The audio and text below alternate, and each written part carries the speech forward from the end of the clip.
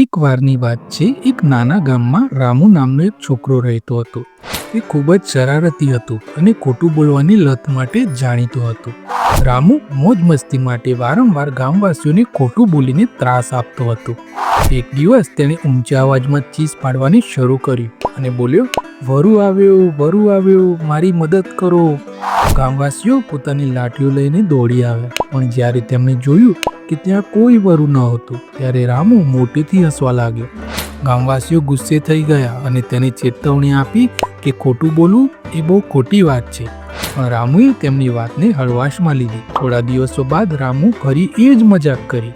ગામવાસીઓ ફરી દોડી આવ્યા, પણ આ વખતે પણ તેમને બેવકૂફ બનાવવામાં આવ્યા. થોડા સમય પછી સાચે જ વરુ આવી અને રામુના ઘેટા પર હુમલો કરવા લાગ્યો.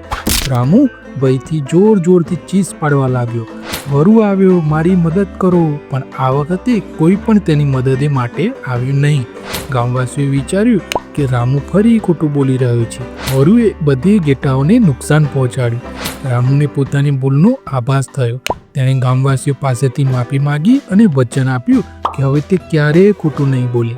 તો મિત્રો, આ વાર્તા આપણને શીખવે છે કે ખોટું બોલવાથી આપણો વિશ્વાસ ખોવાઈ જાય છે. આપણે હંમેશા સચ્ચાઈમાં રહેવું જોઈએ, કારણ કે સચ્ચાઈ જ સૌથી મોટી શક્તિ છે. મિત્રો, વિડીયો સારું લાગે તો લાઈક કરજો, ચેનલને સબસ્ક્રાઈબ કરજો. મળીશું બીજા વિડીયોમાં. જય હિન્દ, જય ભારત, જય જય ગરવી ગુજરાત.